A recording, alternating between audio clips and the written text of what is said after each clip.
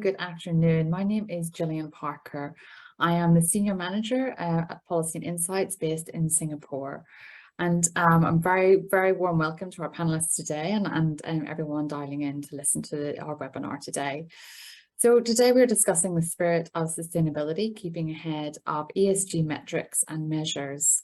And very many thanks to Accenture for generously supporting and allowing this panel discussion to happen.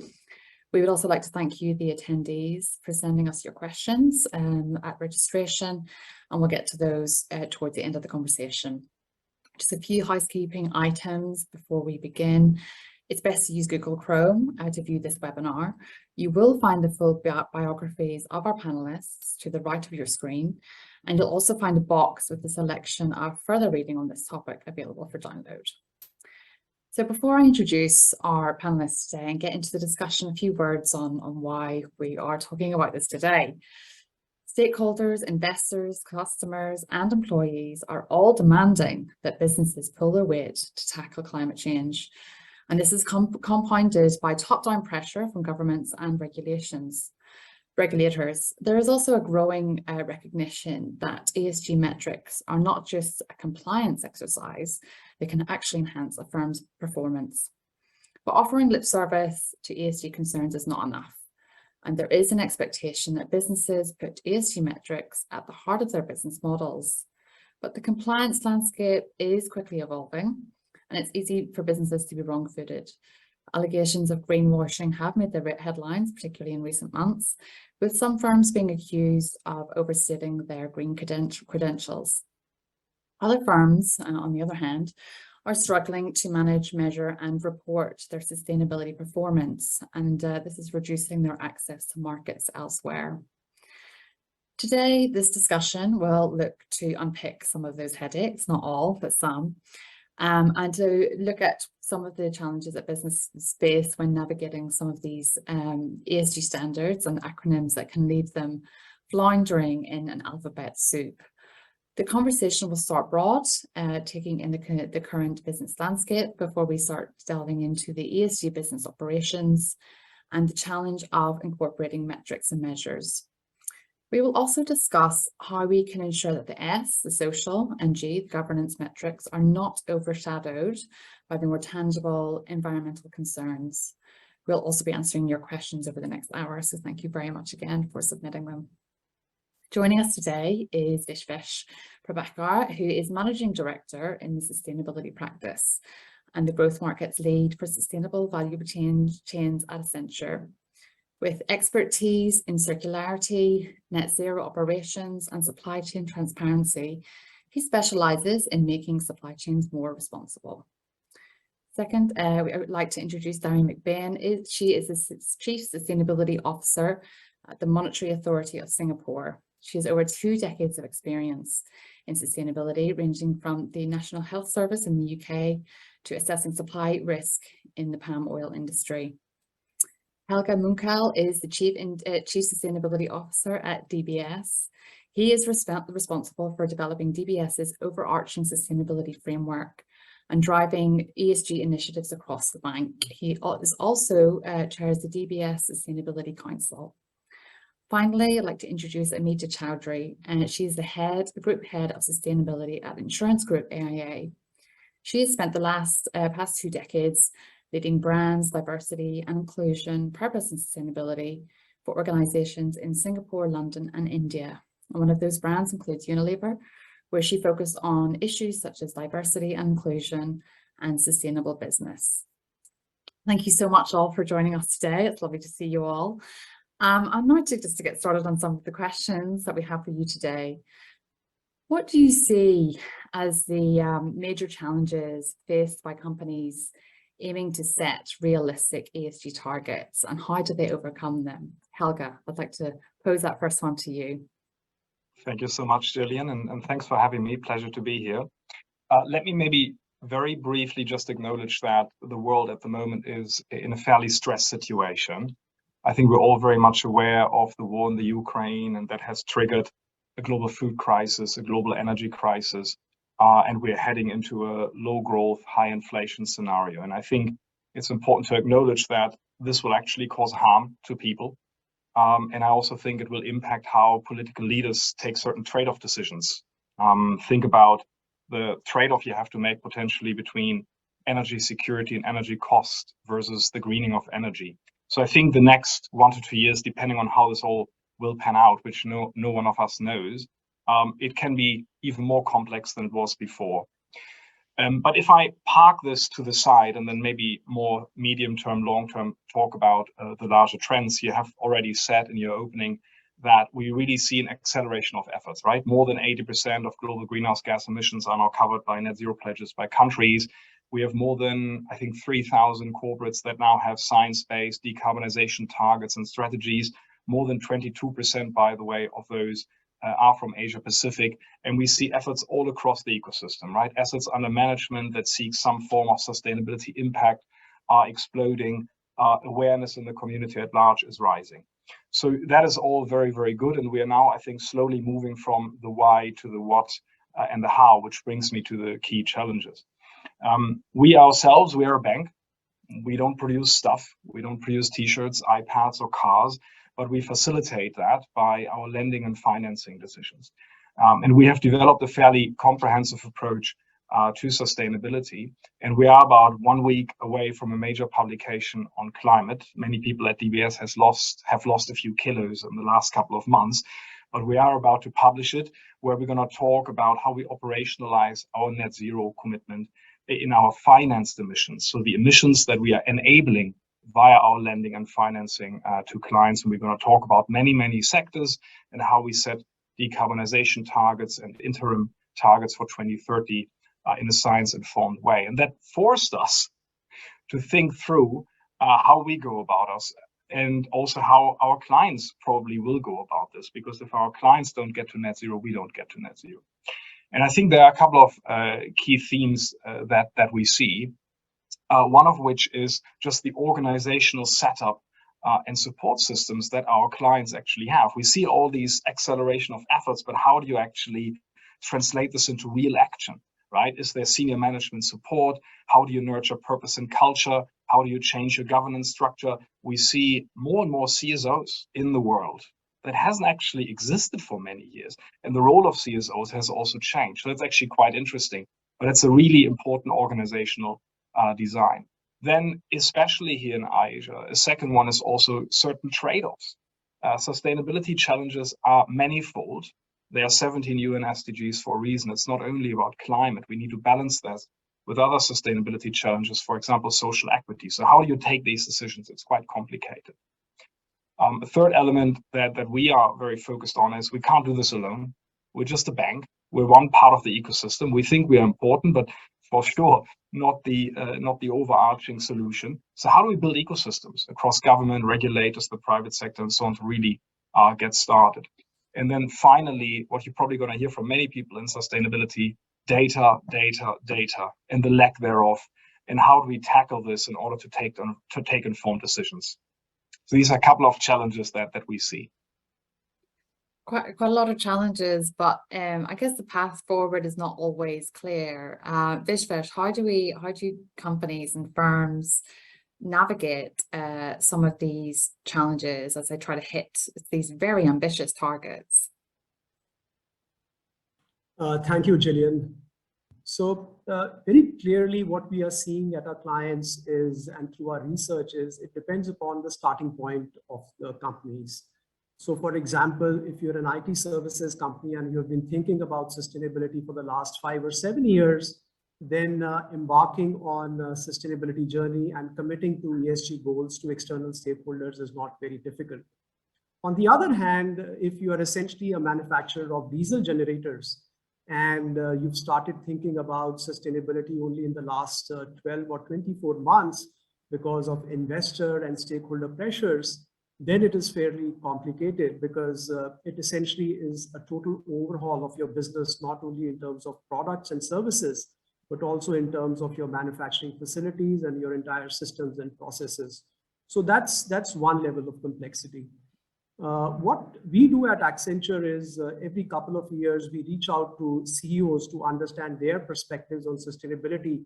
And we actually launched our global perspectives on sustainability as part of COP26 last November, where we had interviewed close to 1,200 CEOs. And some themes emerged in terms of key challenges there, Gillian. One of the themes is really the need for more standardization on sustainability and ESG matrices. That's something which the CEOs are struggling with, and they're looking up to the regulators and the entire ecosystem in terms of more clarity. The second challenge, which Helge also highlighted, is to internal organizational capacity and capability. This is a topic on which there is a very recent global alignment, and CEOs are discovering that internal alignment and capabilities really are not really to the expectation. The third, and this is something which we have seen from many leaders, especially in Global South, and many of them are present in the Asia Pacific region, relates to the financial resources. So ESG journey requires financial investments. It's really a portfolio of short-term ROI and medium to long-term ROI. And especially in these volatile times, in times of inflation and low growth, CEOs are looking for avenues for financial resources to be available to them to really embark on the transition journey. The fourth really relates to technology, and especially for companies which are in the hard to abate sectors. So affordability of technology to really drive transition at pace is a key concern area. And finally, I think as Helge mentioned, data. We find that 6 on 10 CEOs highlight that the key challenge as they navigate their ESG journey relates to data in the extended value chain, especially on aspects of scope 3 emissions and aspects of traceability in the value chain. So very clearly, if we can solve for some of these issues through a collaborative ecosystem approach, Gillian, hopefully the journey on ESG transition will get accelerated for many of the companies, and especially in Asia Pacific. Yeah, absolutely, Vishwas. Those are great points. I did want to pick up on one point though that you mentioned, and Darren, I'd like to direct this question to you, is how do we then get smaller companies? Those are maybe fly under the radar. Those are not, those aren't listed, that don't have an obligation to disclose. How do we get them to sign up to sustainable business practices? How do the larger companies that they feed into communicate the importance of disclosure around sustainability? Thanks, Gillian, for the question, and it's great to be here with everybody today. Look, I think the role of MSMEs, so micro, small, medium enterprises, is so vital, particularly for this region. I mean, they make up at least 97% of the economy. They employ over 65% of the people. And we can't just say, without them, we can make a transition to a low carbon future. We absolutely need to engage the small to medium enterprises. And I think we've got a number of mechanisms, actually, if we look at this. First of all, smaller companies will usually supply into larger companies. And so you've got supply chain opportunities. So whether you're using your leverage through procurement practices, it could be that you require disclosure on, let's say, scope 1, 2, 3 emissions or codes of conduct to make sure that people are treated fairly and safely. I think procurement is a great tool and a lever to use. If you look in this region, particularly, say, agriculture, the suppliers of the feed and the seed, for example, they're very influential in the agricultural sector, and there's analogies in other sectors as well. So where are those leverage points where you can engage with the small to medium enterprises and really influence them to say that ESG topics are important and they need to make progress? And then I'd say access to finance is going to be another huge lever that we can use. Now, whether it's large-scale finance, insurance, or microfinance, that may depend on the industry or the sector. But being able to say that if you can meet certain sustainability targets, that will enable your access to capital or insurance or investment is a great carrot approach, rather than just having to rely on perhaps the stick of regulation. And I guess lastly, I'd go to the point of data that everybody has picked up on. Everybody needs data, and we know that we're going to need these data sets from the ground up. And there's going to need to be some level of accuracy, that the data is assured to an extent and that you can trust that data. And so what are the incentives that we can start to look at, and particularly bringing in technology for how we can get access to better quality data, particularly from the SME community. And there's a project that MAS is working on called Project Greenprint, which is all about accessing real economy data and making it available to the financial institutions to make better decisions. But I think a key part of this is that we need to value the data. If you're a small enterprise, you're usually struggling to keep your business going. You're not focused just on getting data to provide it to a bank, for example. And so how can we put a value on data such that SMEs are incentivized to collect it? And then just by the process of collecting and reporting data, we go back to the old adage of what is measured gets managed. So they will start to have an impact on their business, because you're starting to track the trends, whether it's on carbon emissions or many other ESG topics.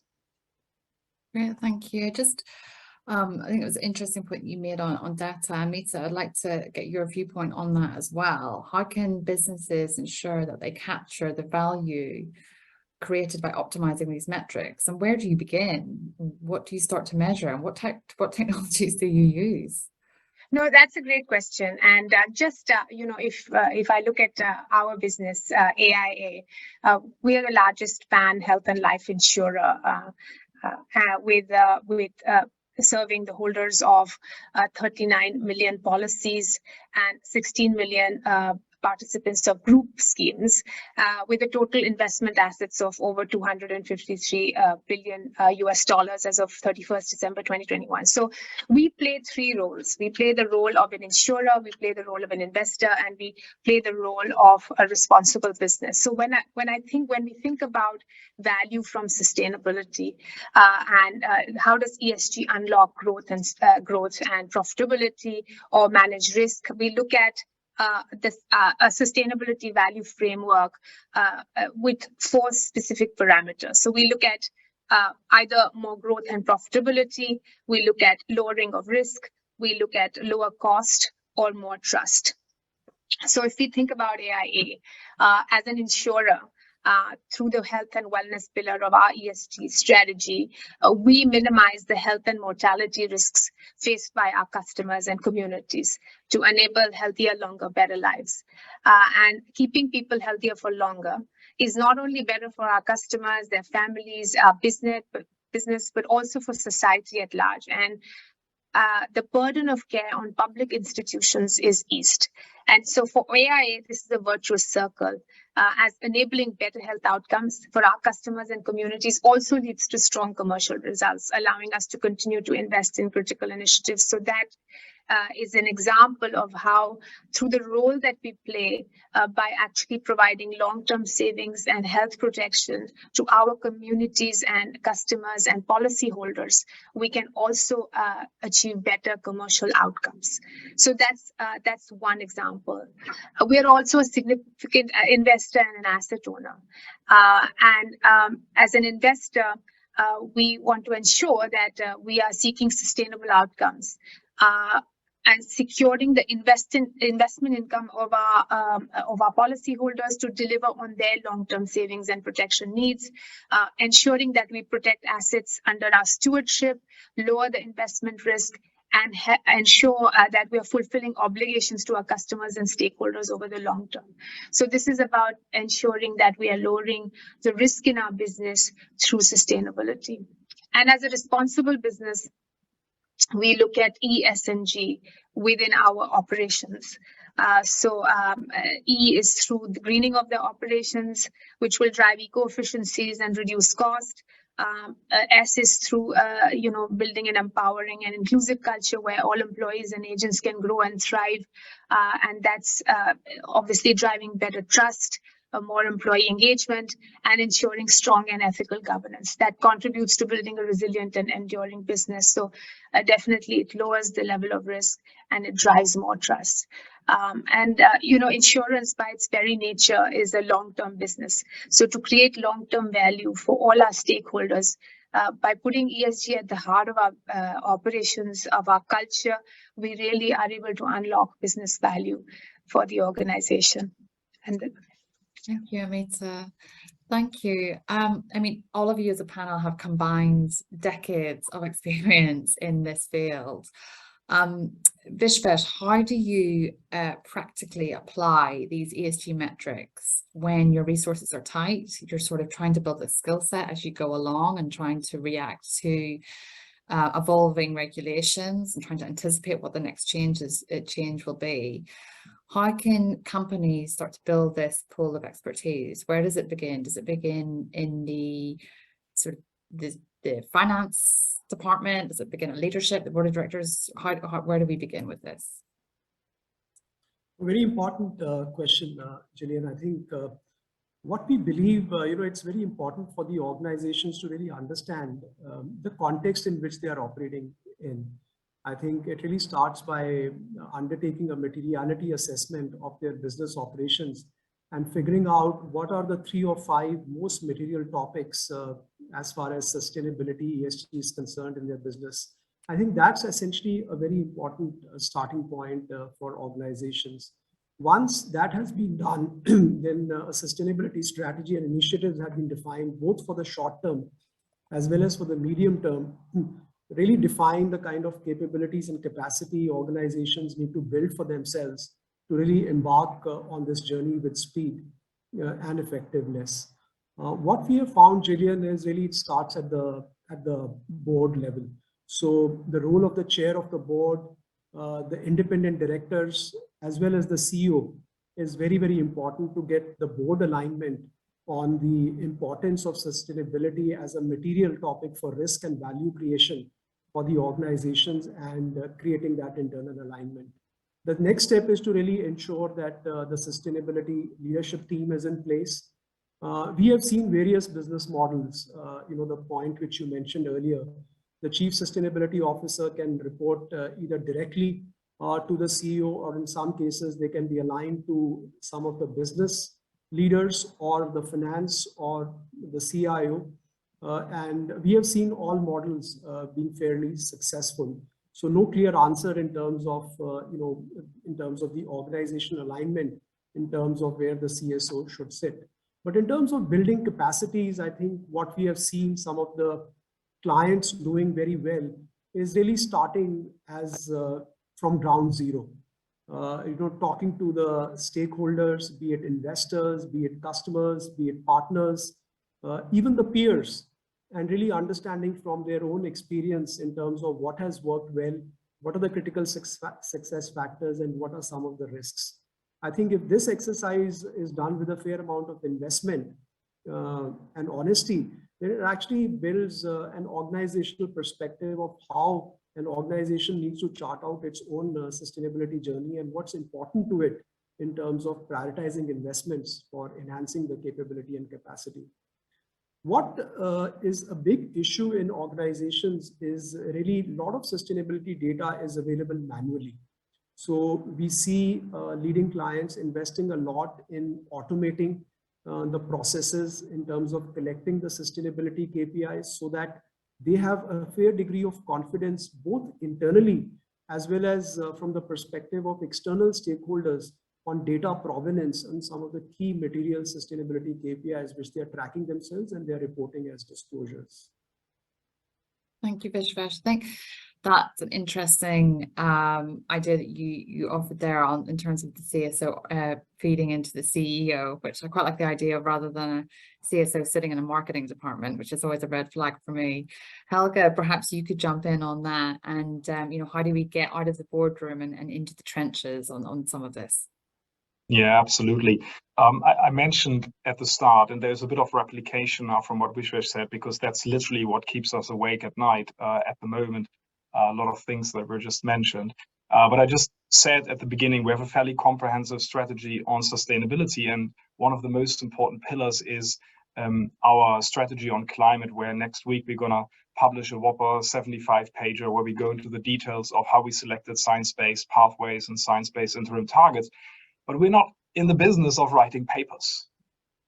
We're in the business of creating real-world positive impact. So exactly to your point, we're asking ourselves now, how do we get really moving? We have 33,000 or so employees.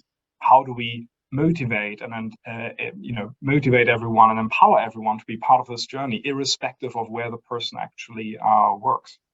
And there are probably at the moment 4 key focus areas, all of which I think Vishwesh somewhat actually mentioned. The first one is actually really purpose and culture. So I know that many people perceive purpose as cliche. We don't. I personally don't. I think if you don't have a purpose, it's not really worth the while. We have a beautiful vision at DBS, which is to be the best bank for a better world. And the latter part encapsulates our approach to sustainability. And the interesting point here is this vision was not the brainchild of one individual. It was actually built ground up by our 350 odd leaders during a conference who asked themselves, why do we get out of bed in the morning? What do we want to do? So I think nurturing purpose and also culture is very important. And one way of doing that, by the way, also is to equip senior leaders to understand the why. So really understand that there's a societal demand, it's a risk imperative, but it's also a business opportunity to really embrace sustainability such that they set the right tone from the top on a continuous basis. So nurturing purpose culture. The second one on governance, maybe just very briefly, what we did here. The first was also to establish a board level sustainability committee. We really thought that if we really want to take this very seriously, we need to set the tone right internally and externally. So we created a completely new board level sustainability committee. And what was also important for us was that we got new independent directors in there. For example, we have one academic from Oxford University. And just judging from the first sessions we had, extremely vibrant and really wonderful discussions that we have had there.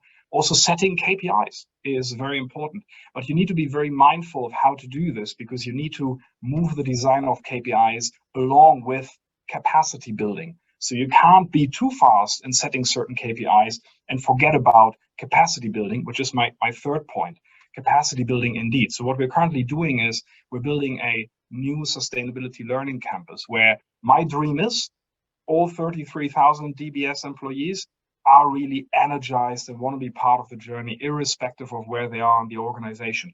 And it's a very tailored approach. We have some foundational training, but then also very tailored technical training. Because imagine a relationship manager in Shanghai gets out of bed in the morning, has so far always talked about cash management products and so on and so forth. And we now want that relationship manager at least to spot that there is a sustainability discussion to be had with the client and then loop in the relevant experts that we develop as well. So we're asking a lot of change of people. So we need to also equip them with the right training. And the last one is, at the risk of repeating this too often, data. So we also think about the industrialization of data. We are a big fan of Project Greenprint, which Darian mentioned, which is spearheaded by the MAS and which I think is very visionary.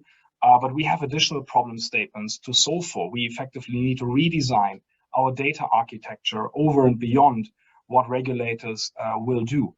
And we had to bring together all the tech guys at DBS. 28% of our workforce are either data scientists or software engineers. So we have a lot of people that actually can do that stuff internally. But we also listen a lot to the outside world of what we can learn there. But we have identified all the problem statements that we need to solve and have now embarked on probably an 18 months or so project where we really need to redesign our data architecture. It's fairly heavy. So these are a couple of things where we hope at the end we will really create this real world impact, whilst of course also remaining a high performing organization, because we also still need to generate profit. Thanks, Helga. I think there seems to be the common thread for a lot of businesses trying to form a very solid roadmap to walk along.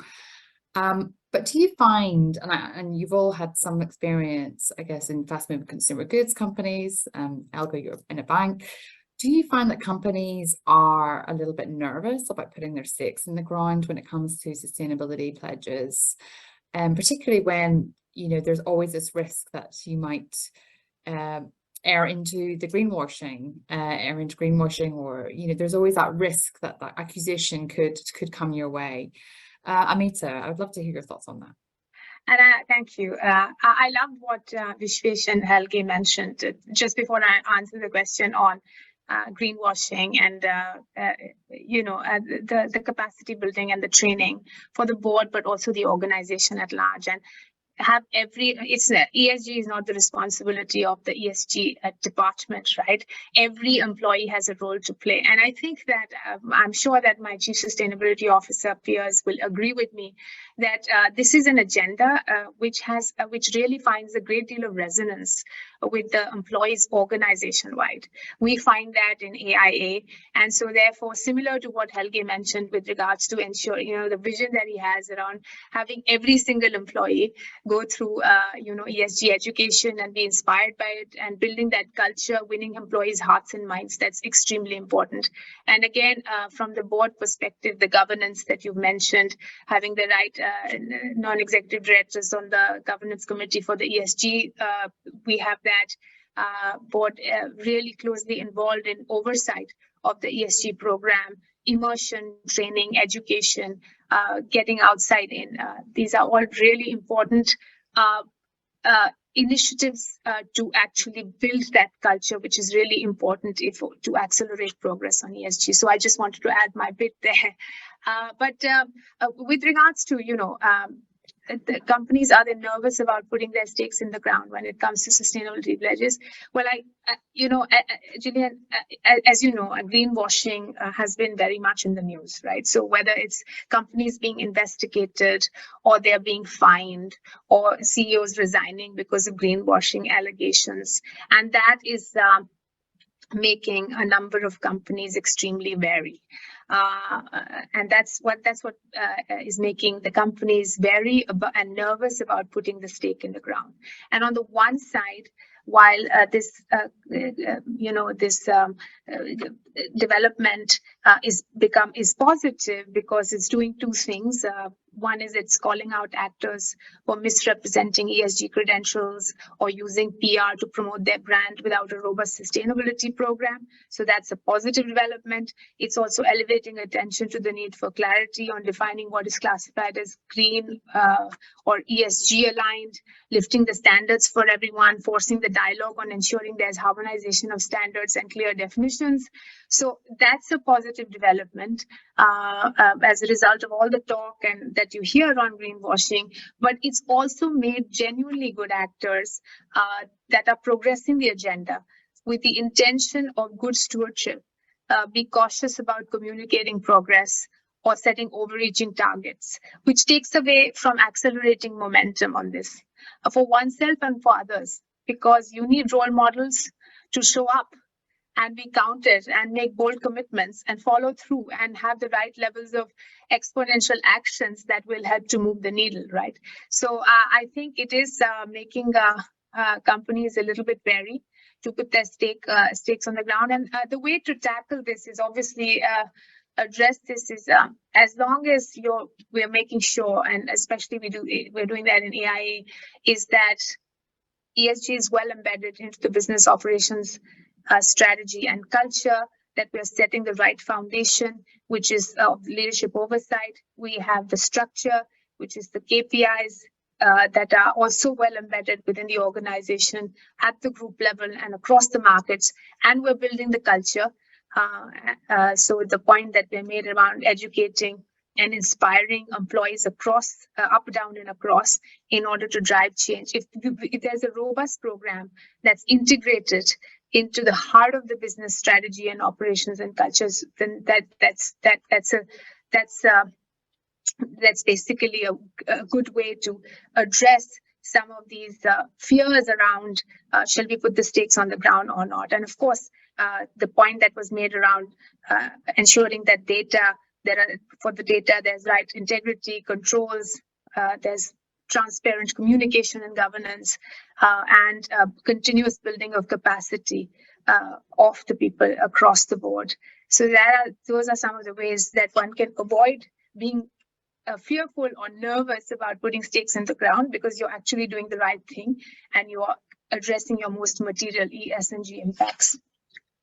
Thank you, Amita. Darian, I'd also like to ask you on that point as well. I mean, do you sense any reluctance or reticence to, or even fear by some companies to really participate actively in the sustainability dialogue and to Do you ever feel that from companies? I mean, some companies, I guess, if you're listed, don't have a choice, but how do you sort of navigate that? So I think, building on what the other panelists have said, there is definitely a fear of putting your stake out, but there's also some good reason to do it. So if we go back to, I think Helga mentioned about the purpose, I think if you're doing sustainability or integrating ESG into your strategy, just for the sake of ticking a box, it's always a cost, it'll always be a burden, and it's not part of core business. And so you need to really think about, as a company, why are you doing this? Is it just to meet the regulations, or do you have some higher purpose? And I would reflect on President Macron's comments last week in France about us moving from an age of abundance to an age of scarcity. How is your company going to survive when resources are scarce, if you can't have high carbon emissions and actually fossil fuels aren't available, if water resources are scarce, if natural resources are scarce? And we might not think we use natural resources, but actually the risk from nature impacts to most businesses in the financial sector is quite significant. And so if you start to think about it from that perspective, from a business continuity perspective and risk management, then I think you start to see how to integrate sustainability into your business. And that the flip side of that then is when you speak about your goals and how you've set out what you want to achieve, then you have a genuine conviction of how you're going to go about it. And I would reflect back, maybe give an anecdote from one of my previous roles. I worked for a very large food processor in this region, and it was under attack from many of its stakeholders for issues that people have mentioned today, from material issues to do with supply chains, to do with human rights, to do with availability of resources and government bans. And so I developed a strategy, a sustainability strategy for that company, and did all of the things that the other speakers have spoken about. And I can remember being on stage in the UK at a panel event, and an NGO who was a fierce critic just called me out and said, I don't believe that. That is entirely greenwash. You're not going to achieve any of those things. And I said, well, you will just have to wait and see. And we measured our impact. We measured progress. We were honest and transparent when there were challenges, but we also brought in a lot of partners to work with us, recognizing that we didn't know the answers to all of these things. And we did achieve what we set out to achieve. And then we set some more targets and goals ahead. And actually 4 years later, that particular NGO, we were on stage again in a different part of the world.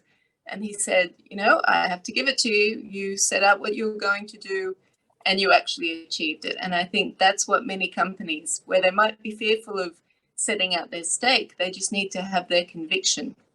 And that particular person from an NGO always used to say, don't let perfect be the enemy of good. And by that, he meant you need to start, and start in the right direction. Don't assume that you will achieve perfection straight away. And I think that is very good advice for most businesses. You won't be the best in sustainability initially, perhaps, but as long as you have that longer-term vision and you're bringing the organization and your stakeholders along with you, and what you're trying to do is material to your business, then I think you will make progress. Thank you. That's very sound advice. Vishvesh, is any of that resonating with you in terms of how you advise companies? No, absolutely, Gillian. As Darian, Amita, and Helge were talking, I was reflecting on a piece of research we did, in the last 24 months, which actually brought out that companies who are ESG leaders, their total return to shareholders are approximately 2.6 times more than companies who are ESG laggards. And this brings home the point which you mentioned, that companies are a bit circumspect in terms of putting the stakes on the ground. Possibly they haven't really tasted, or they haven't really become aware of the potential which is available to them around the dimensions which Amita mentioned. As you unlock the organization purpose, you can actually create pools of value, starting with cost. That's the starting point, because very clearly, if you actually focus on the cost and waste elimination, then you can create excitement around sustainability.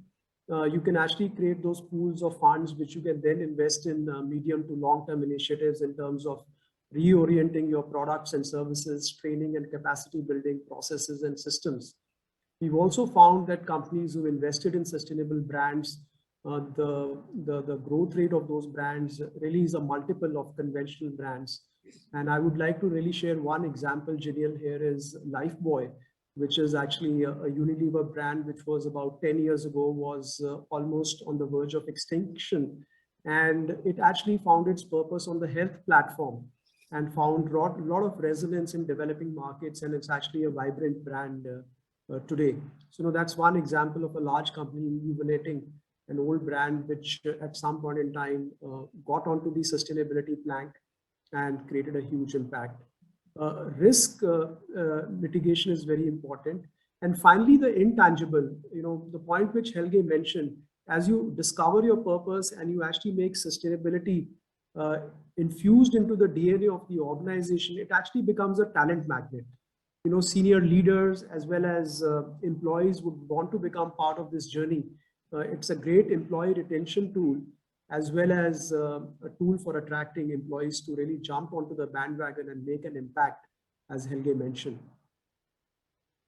Thank you so much for that point. And I think what you were saying about the intangible, sort of moving a little bit onto the S and the G in the ESG metrics. Helge, you mentioned, rightly so, that we are entering into perhaps a very difficult period where we're going to face economic headwinds, parts of Europe facing energy crunch, escalating energy prices. Is there a risk that some of this progress that we've made on ESG will slip? Because as one of our registrants have asked us, how do you manage this ESG expenditure and profitability, particularly when margins are tight? Yeah, sure. So as I said at the beginning, at the moment, the world is in a very stressed situation. There's no doubt that the next 1 or 2 years are going to be very, very complex, and the decisions we have to take, whether you are a political leader, a CSO, or a consumer, are going to be fairly tough. But if I put this on a broader footing, the other day, our CEO made a statement when he said, the decision to phase out the financing of thermal coal was the toughest decision of his career. That wasn't very well received by many people. And I found this really unfortunate, because what he was actually trying to say, that we need to balance decisions across environmental, social, and economic factors. I said at the start, we have 17 UN SDGs. And there are 17 UN SDGs for a reason. We cannot only focus on climate. We need to have a broader approach. On the one hand side, yes, we need to tackle climate. Climate is dictated by physical science. We roughly know what the carbon budget is that we have left to keep 1.5 alive. And it has real life impacts. If temperatures rise by 2 degrees, as opposed to only 1.5 degrees, IPCC tells us that around 200 additional million people will be exposed to water and heat stress. Well, we're gonna work really hard to avoid that. So yes, we need to tackle climate. But then as we transition to lower carbon societies, some people will struggle a bit more than others to be alongside us on this journey. And we need to take them along, right? We cannot just let people leave them behind in this journey. I actually, as a matter of fact, believe if we don't concurrently tackle the social dimension, social equity, we will fail on our transition to a lower carbon society, because we will likely have more instability in society, and as a consequence, also political instability. So we really need to tackle all these challenges concurrently. And quite frankly, I don't think there is a silver bullet. In our last board sustainability committee, we had one agenda item, trade-offs. How do we go about this? How do we balance this? There's no formula, one size fits all formula that will dictate how we now gonna year by year take one decision on how we're gonna go about this. It's really tough. It's a bit case by case, but ultimately the importance is really that we really tackle everything concurrently. On the G, I mean, I generally personally struggle a bit with ESG as well. I think the E and the S for me are endpoints, are the actual purpose. The G to me is more like a tool, is a way of getting there. And I already mentioned that we, for example, took governance very seriously by having a board level sustainability committee. And we have other structures within our governance framework to make sure we are all running into the same direction. But E and S really are the end goals. And we need to develop it concurrently in order to be successful. Amita, I'd actually really like to ask you on about this as well, because you do have that background in diversity and inclusion, and sometimes the S in ESG, it's difficult to measure. It seems intangible, whereas with the environmental aspect, we can carve emissions down, we can make these very sort of physical changes to a firm. What is the sort of things that we should be doing in terms of social, the S and the ESG, and addressing that social aspect? And where do you see the real weaknesses and the sort of laggards in this region?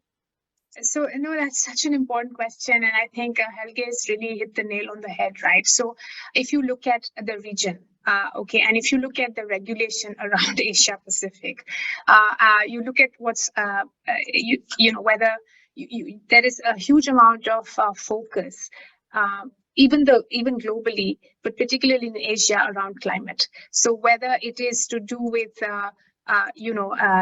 mandating of task force on climate-related financial disclosures across the different countries, whether it is building climate risk resilience for companies, whether it's trying to build a finance ecosystem to move to a low-carbon economy, whether it's the development of the taxonomies or data registries and making sure that climate-fit reserves are created. There's so much focus on climate across the board in Asia PAC in terms of regulation.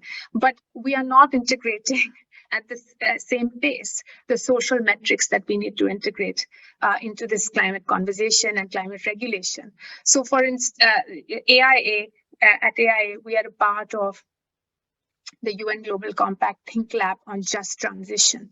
And PRI, UN PRI and ILO that actually have dialogues in terms of building understanding of how can companies move to just transition. Some of the tools and the mechanisms that they're offering is around doing a similar integration of social metrics into, for example, TCFD type framework, right? So we have governance, we have strategy, we have risk management, we have metrics, we have that on climate, but we are not looking at that in terms of impact on worker and communities. How can we do that, and how can we integrate that and lend our voices as CSOs as well to sort of push for that and influence that with the regulators? I think that's one important thing to think about.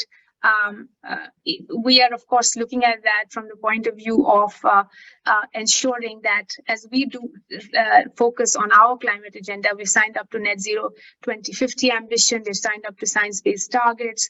And as we move forward with our program on Net Zero, the approach that we are going to take on the investment side, we have a huge investment book, is going to be one of engagement, one of helping hard to abate emission companies to carbon intensive firms and sectors to actually help them to move to clean sources of energy, and do that through an engagement approach.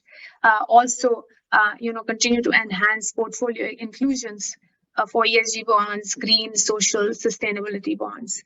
So different ways in which we are looking at how do we ensure that we are putting a focus on social as much as we're putting on climate. But your question is very valid, and that we're not putting adequate focus, the level of focus that we need on S as we're doing on E, and that's a cause for worry, because it's going to impact the climate change is going to impact the marginalized communities the most, right? They are the most vulnerable, whether it's in terms of health, food security, water security, or just livelihoods and lives. Thank you, Amita. All incredibly important points. And Darren, I'd like to direct this similar question to you. How do we map these contributions to the wider SDGs? How do we get companies to prioritize them? And is there a risk that the focus on SDGs will get lost as we're scrambling to sort of decipher some of the other ESG regulations that are on the horizon? I think there is a risk that the SDGs will get lost. And I think the benefit of having the UN Sustainable Development Goals is that they do go across the world. There is a common language for sustainability, and we can actually frame our sustainability efforts in a similar way no matter where you're working in the world. Obviously, there's 17 Sustainable Development Goals, so it covers a very broad range of areas, and not everybody can make progress perhaps equally on all 17 at the same time. But if you go back to what we've discussed earlier today about looking at your material impacts, so your materiality assessment and your stakeholders and your purpose, I think you can usually identify which of the Sustainable Development Goals you can focus on. Now, in a region like ASEAN or even Asia Pacific, it's not the same as Europe. We don't have one governing system. Each country has its own rules, regulations, and indeed priorities. And this is where I think having something like the UN Sustainable Development Goals can help us have a commonality and achieve similar outcomes across different countries and different companies and organizations. Because one organization who is trying to address, let's say, zero hunger can also look at the targets and talk to another company who is also working on that. You can form collaborations along that basis. Having worked a lot in SDG 14, Life Below Water, there are a lot of collaborations between government, business, and civil society coming together around the targets within a sustainable development goal. And I think if you're taking that broader perspective of sustainability, you're less likely to miss the overarching goals that we want. And I do worry, I think Helga also mentioned this, if we only focus on, let's say, energy transition, we could actually miss the whole point of a green revolution and taking society with us. If people don't have access to food, if they don't have access to water, only being able to have access to energy isn't going to be enough. And so even though it's difficult and there is no one clear answer, I do think we need to look much more broadly and across all aspects of sustainability. If society is to genuinely be sustainable in the terms that it was meant by, say, the Brundtland Commission, that we can continue on as we are for future generations. Thank you so much. I'm going to now take some of the tackle some of the questions that we received from our listeners. This one is for you, Darian. What metrics are important for MAS, for private equity and private capital players, and what type of support can you provide for these groups who are excelling in ESG performance? So definitely we'll take everything from an environmental risk management framework. So we have our environmental risk management guidelines, and we need to build up performance from how it is managed on environmental risk. And I say that more broadly. Of course, then there is also climate stress testing and climate risks in particular that we need to look at. At the moment, I think a strong interest of MAS and also financial institutions everywhere is how we are progressing towards net zero. So that's obviously relating back to carbon targets. So with the GFANZ, Global Financial Alliance for Net Zero, and the targets that they're setting, the opening of the Asia Pacific Network Community Office here in Singapore, we're really looking at what are the practical steps that we can take as a regulator to help financial institutions make sure that they are moving towards net zero as well as their portfolios moving towards net zero. So I think that is what our key interest is at the moment, how environmental risks are being managed, and then how financial institutions are transitioning towards net zero. Thank you very much. Perhaps Vishvesh, I can direct this next one to you. What can the private sector do to drive sustainability, and what can we do since some governments are perhaps not working on this effectively enough? So Gillian, very clearly what we are seeing is that private sector has innovation capabilities, it has access to capital, and it has access to the talent pool.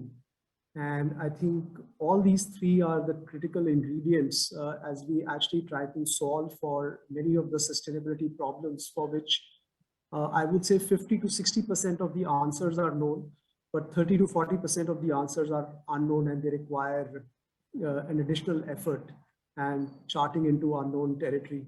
So very clearly, the private sector has a great opportunity to really play a very important role in furthering the sustainability agenda.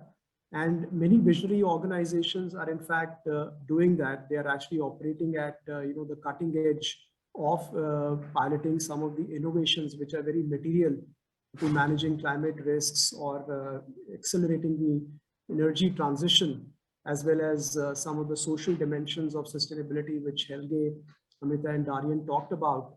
And they are not doing it as a corporate philanthropy activity, but they're actually unlocking new business models out of that, which essentially appeal to the conventional financial investors as well. So these are the sustainability leaders which are really operating at the intersection of not only being ESG leaders, but also delivering strong shareholder returns.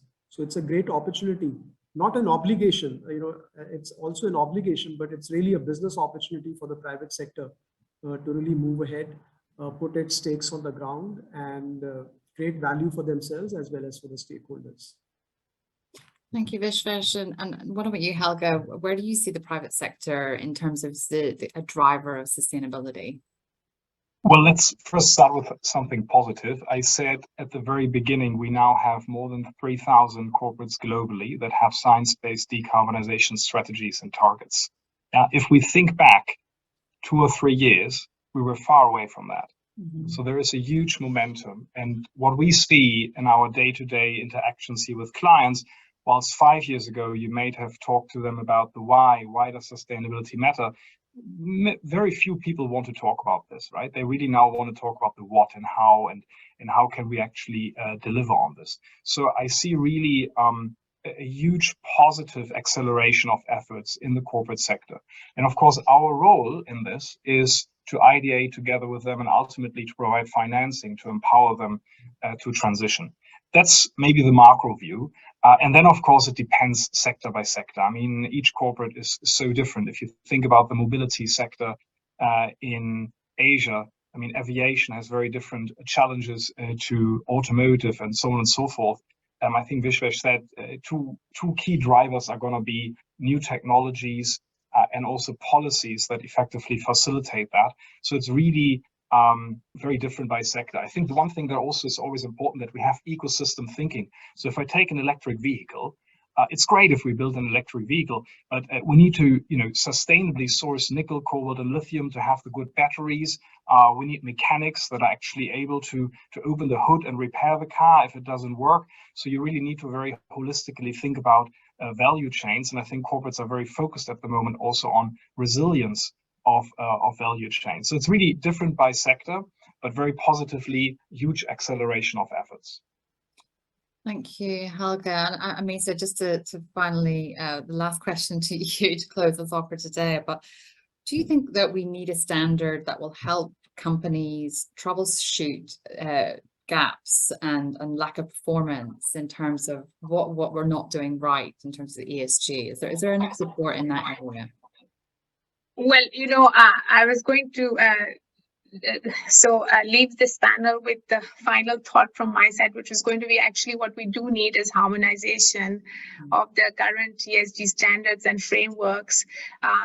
And instead of, reporting on hundreds of metrics that have little correlation, I mean, less than 50% correlation across several different frameworks and standards that we see, really what we need is, and everybody here will agree with me, right? So harmonization of the standards, having very clear definitions of ESG aligned or ESG integrated, in order for us to focus our energies and resources in doing what's right, in contributing to a world that is considering people and planet alongside profit, and moving forward so that in a way that's positive for us to build resilient businesses and resilient ecosystem, rather than sort of reporting on hundreds of metrics, as I said, with that have little correlation amongst themselves. So I would say what we need is a single standard. That's great, thank you, Emmy. So that's actually a good place to end on, as we sort of started on how to navigate the alphabet soup of ESG metrics. And I think that ends our discussion for today. And we've had a great chat with our panelists, talking about the importance of an ecosystem working together, forming these relationships. Also, making sure that we don't just focus on the environmental aspect of ESG, that we also really look at and drill down into how we can address some of those more sovereign social issues. And perhaps the SDGs is a great way to do that in a region where there is no overarching body, unlike the EU. We will need some finance and some financial resources to help, particularly the SMEs, get on board and to bring them along on this journey and incorporate them into this ecosystem. Thank you so much. There's many more points to recap, but I really appreciate the discussion from our panelists and the questions that came in. And thank you to all the participants. It was great to see you all, and thank you so much for your time. And thank you again to Accenture for making this discussion possible. And we'll see you next time. Thank you. Thank you, everybody.